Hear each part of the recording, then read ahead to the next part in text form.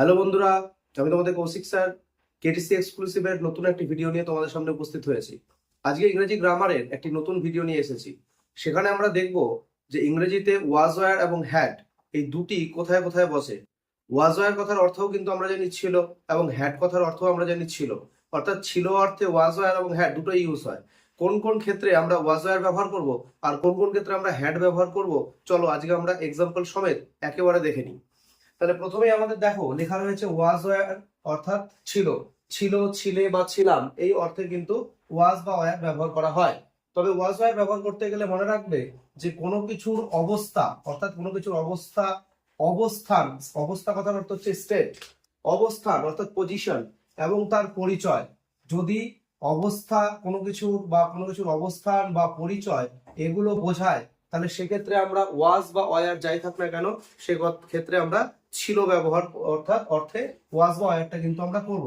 যেমন দেখো, তুমি বাড়িতে ছিলে, তাহলে তুমি বাড়িতে ছিলে এটা কি অবস্থান বোঝাচ্ছে। তাহলে সেই ক্ষেত্রে কি হচ্ছে you were at home, you were at home. সে সৎ মানুষ ছিল, অর্থাৎ তার একটি এখানে কিন্তু পরিচয় বোঝাচ্ছে। সেক্ষেত্রে কি হচ্ছে হি ওয়াজ অ্যান অনেস্ট ম্যান, অর্থাৎ সে একজন সৎ মানুষ ছিল।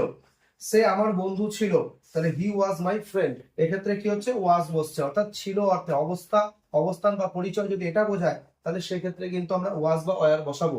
দ্বিতীয় ক্ষেত্রে তোমরা দেখো যদি হ্যাড, হ্যাড কথার অর্থও কিন্তু হচ্ছে ছিল। তাহলে আমরা কোন ক্ষেত্রে হ্যাড বসাবো? হ্যাড কিন্তু আমরা বসাবো যে কোনো কিছুর উপর অধিকার এবং মালিকানা, অর্থাৎ কোনো কিছু ছিল, যেমন এই যে জিনিসটা এটি যদি আমার থাকতো তাহলে আমরা বলতাম যে এটি এই পেনটি আমার ছিল, অর্থাৎ এই পেনটির উপরে আমার মালিকানা রয়েছে। তাহলে এক্ষেত্রে দেখবো যে যদি কোনো ক্ষেত্রে যে অধিকার বা মালিকানা বোঝায়, তাহলে হ্যাডের অর্থটা হচ্ছে ছিল অর্থে বসে।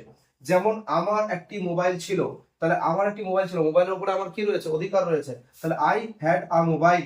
আবার তোমাদের একটি পোষ্য কুকুর ছিল বা তাহাদের একটি পোষ্য কুকুর ছিল, তাহলে they had a pet dog. তাহলে তাহাদের একটি কি ছিল?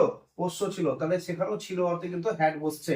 আবার আমার একটি বই ছিল, অর্থাৎ আমার বই ছিল, আমার বইয়ের উপরে অধিকার রয়েছে বা মালিকানা রয়েছে। তাহলে আই হ্যাড আ বুক, অর্থাৎ আমার একটি বই ছিল।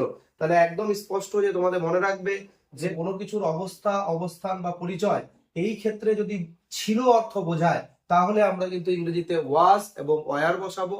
আর যদি কোনো কিছুর উপরে অধিকার বা মালিকানা বোঝায় এবং সেক্ষেত্রে ছিল অর্থ বোঝায়, তাহলে ইংরেজিতে আমরা কি বসাবো? হ্যাড বসাবো। তাহলে এই হচ্ছে ওয়াজ ওয়্যার এবং হ্যাডের পার্থক্য। কারণ ওয়াজ ওয়্যার কথার অর্থ হচ্ছে ছিল, হ্যাড কথার অর্থও ছিল। তো তোমরা যদি ভিডিওটি দেখে রাখো অবশ্যই বুঝতে পারবে। ভিডিওটি ভালো লাগলে বন্ধুদের মধ্যে শেয়ার করবে এবং চ্যানেলটিতে নতুন হলে অবশ্যই সাবস্ক্রাইব করে রাখবে।